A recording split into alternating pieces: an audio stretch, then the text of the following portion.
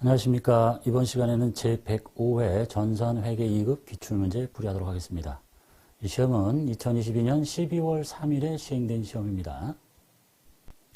문제 1번 보겠습니다. 다음 중 일반 기업 회계 기준에서 규정하고 있는 재무제표가 아닌 것, 재무상태를 나타내는 여러 가지 표, 재무상태표, 손익계산서, 현금흐름표, 자본변동표, 그리고 주석을 포함합니다. 그래서 합계잔액 시산표가 답이 되겠죠. 자, 해설 보시면 재무제표는 재무상태표, 손익계산서, 현금흐름표, 자본변동표로 구성됩니다. 그리고 주석을 포함한다라고 하고 있습니다. 문제 2번. 다음 중 일정 시점의 재무상태를 나타내는 재무보고서. 일정 시점의 재무상태를 나타내는 건 재무상태표겠죠.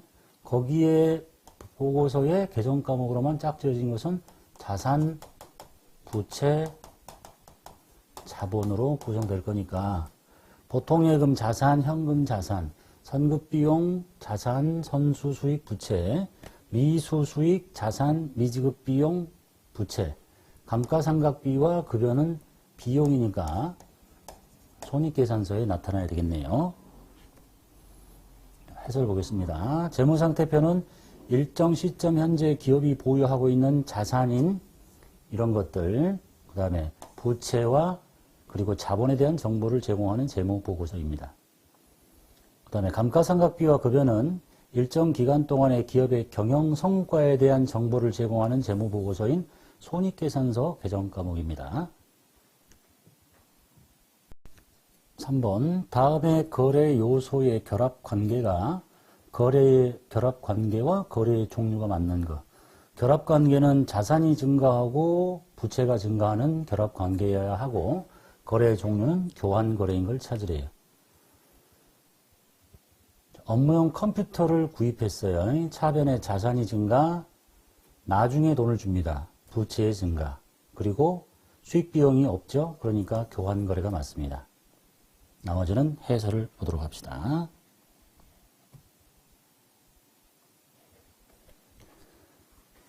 첫 번째 거는 컴퓨터인 비품을 샀고 그 다음에 돈을 나중에 주니까 상거래 아니죠. 미지급금이라는 부채가 생깁니다.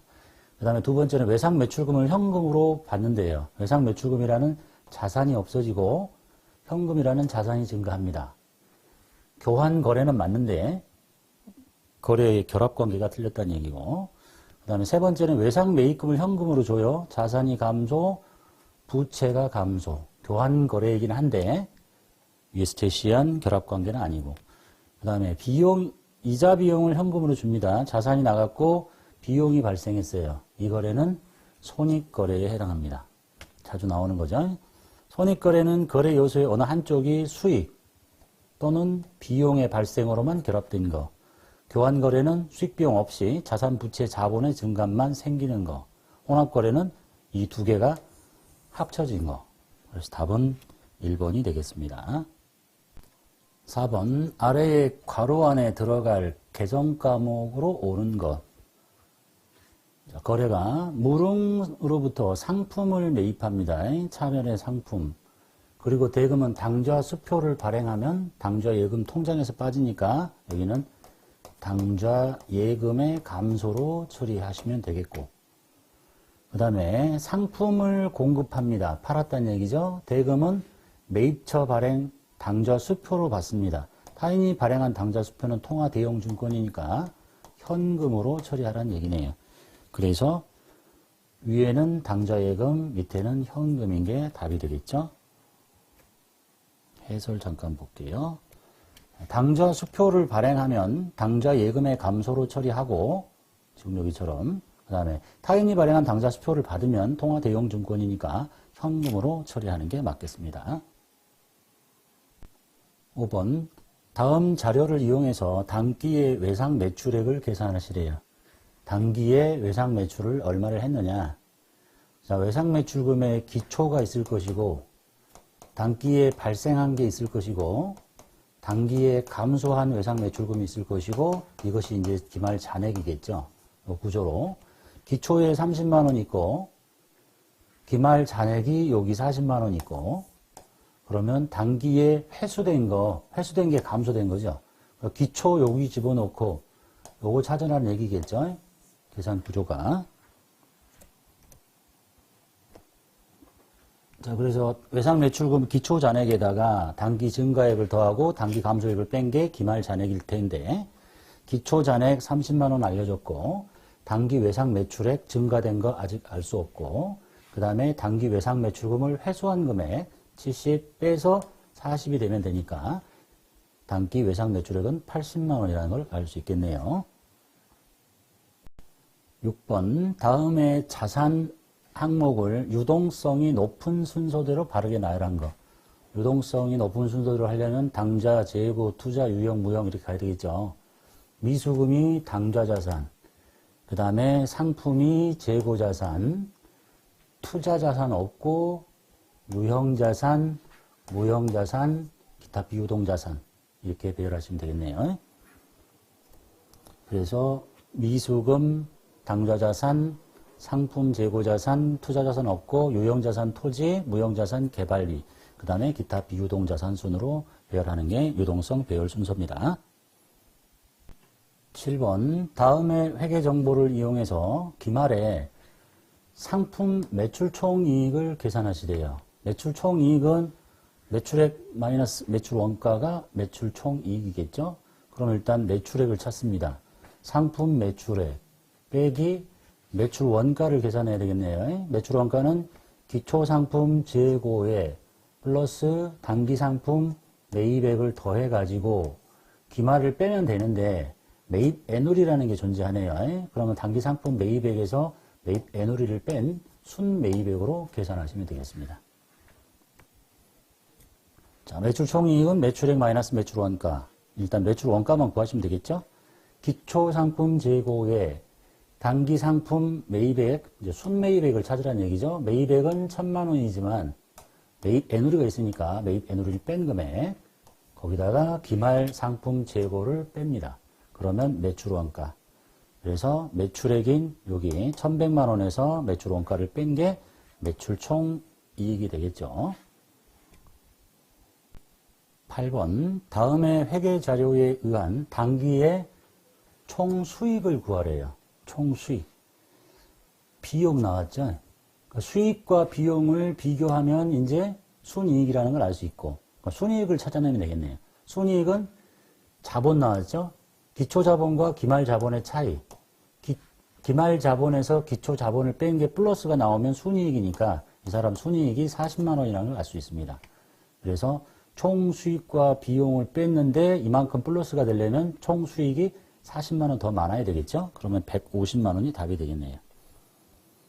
자, 기말 자본에서 기초 자본을 뺀 게 양수가 되면 순이익이고, 수익에서 비용을 뺀 게 순이익이 되려면 비용보다 수익이 더 커지면 되겠죠. 그래서 150만 원이 총 수익이 되겠네요.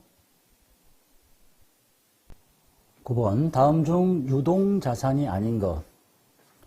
유동자산에는 두 가지가 있죠. 유동자산에는 당좌자산, 그 다음에 재고자산, 그 다음에 나머지가 이제 비유동자산. 투자부터 시작해서 투자, 유형, 그 다음에 무형, 그 나머지 기타 비유동 이렇게. 당좌자산, 당좌예금, 현금, 상품 여기 들어있네요.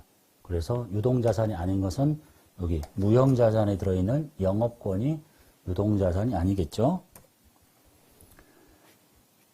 자, 해설 봅시다. 유동자산이란 보고기간 종료로부터 1년 이내에 현금화 또는 실현될 것으로 예상되는 자산으로 그 성격에 따라서 당좌자산과 재고자산, 판매 과정을 거쳐서 현금화할 수 있는 것, 이거는 즉시 현금화할 수 있는 것으로 분류합니다. 그리고 영업권은 비유동자산인 무형자산에 해당합니다.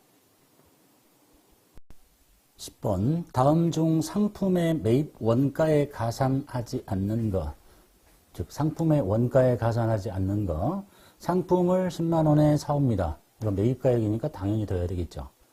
그 다음에 매입할 때 발생한 하역비 자산의 원가에 가산합니다.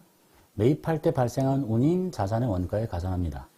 그 다음에 매입한 상품에 하자가 있어서 10만 원에 해당하는 상품을 반품합니다. 이게 매입 환출이죠. 매입 환출 및 애놀이는 매입액에서 차감합니다. 답은 가산하지 않는 건 4번.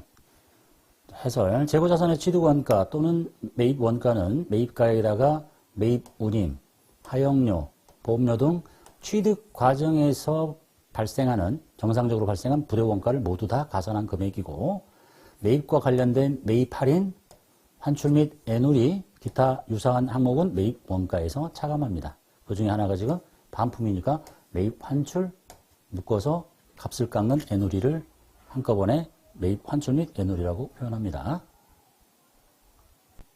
11번 건물 일부 파손으로 인한 유리창 교체 작업, 유리창 교체 정도는 수익적 지출이겠죠. 이걸 하고 아래와 같이 회계 처리한 결과 발생하는 효과, 수선비 처리해야 되는데 여기를 비용 처리해야 되는데 자산으로 잘못 처리했네요. 그러면 비용 처리할 것을 자산으로 처리했으니까 비용이 과소계산이 됩니다. 비용이 작으면 순이익이 커지겠지. 이렇게. 또 반대로 자산을 과대하게 계산했으니까 자산이 과대해지면 어떤 결과가 생길까? 자본이 과대하게 됩니다.